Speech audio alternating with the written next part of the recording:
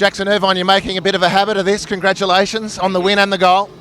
Thanks very much. Yeah, it's obviously pleasing to get the win, clean sheet, and into the last 16. So another big game to focus on in a few days, but pleased to have got 6 points on the board.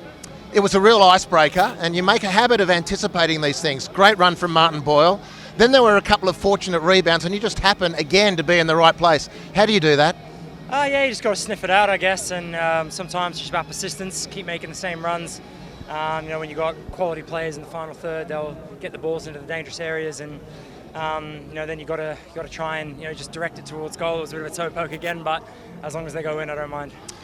So how do you track the team's performances now? The back-to-back wins are fantastic, through now to the next round, but there's a lot of improvement with the ball. Defence is great, I think everyone would agree.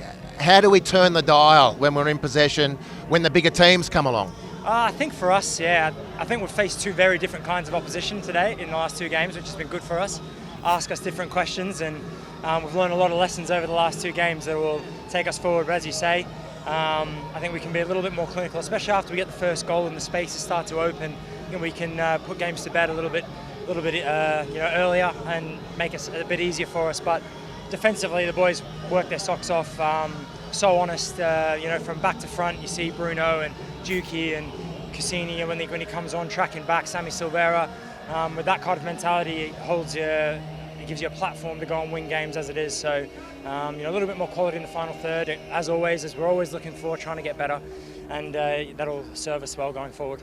So let's just quickly ask you also about Riley McGree. Now, he's come on and done very well both games. Is that a function of Riley's undoubted quality, or the fact that you've done the softening up, as it were, of the opposition, and the time in the game has dragged on? There's a bit more space now. Which is the more predominant of those two discussion points? Yeah, it's hard to judge. It's definitely a combination of the two. I think definitely as that goal's gone in around the hour mark in both games, and the subs have come on and they've made a big impact with those as the spaces have opened up, and they've looked really dangerous in and around the box. And Riley has undoubted quality, and he's been missed for the last 2 or 3 months with his injury, and we're glad to have him back, and I'm sure he'll play a big role over the course of the tournament. As you will too, Jackson. Thanks for your time. Well done. Thank you very much.